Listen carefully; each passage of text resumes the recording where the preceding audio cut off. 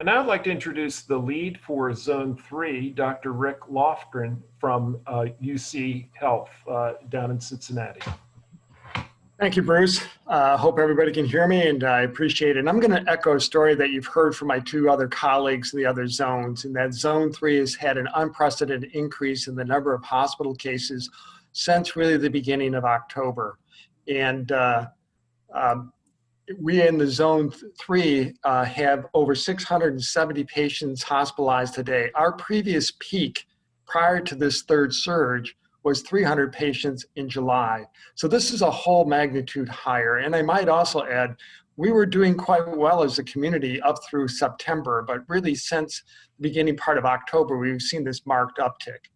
I might add that just this today, we were looking at more specific and detailed information as it relates to Region 6 in the greater Cincinnati area.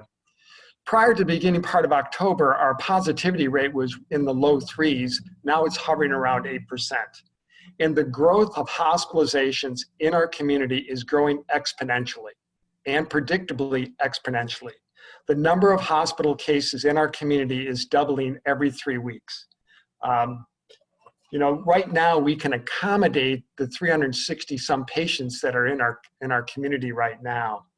But the impact on hospitals is highly sensitive to the rate in the spread of the virus in our community.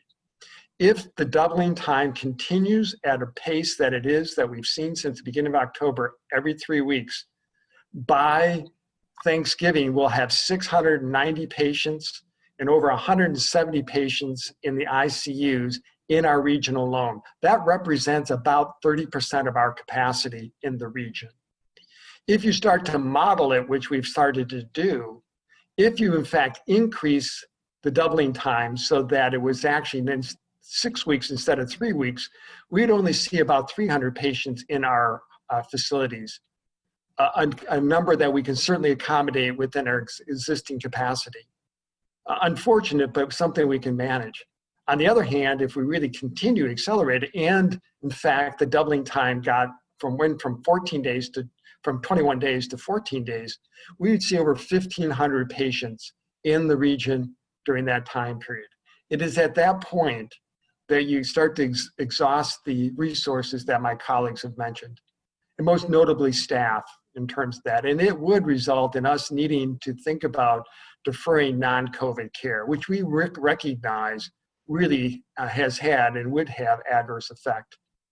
The other thing that I would just highlight is that it emphasizes that what we've done in the past, what we did in the early part of fall, of adhering to those basic simple principles of social distancing, wearing a mask, washing your hands, and not expanding your personal bubble.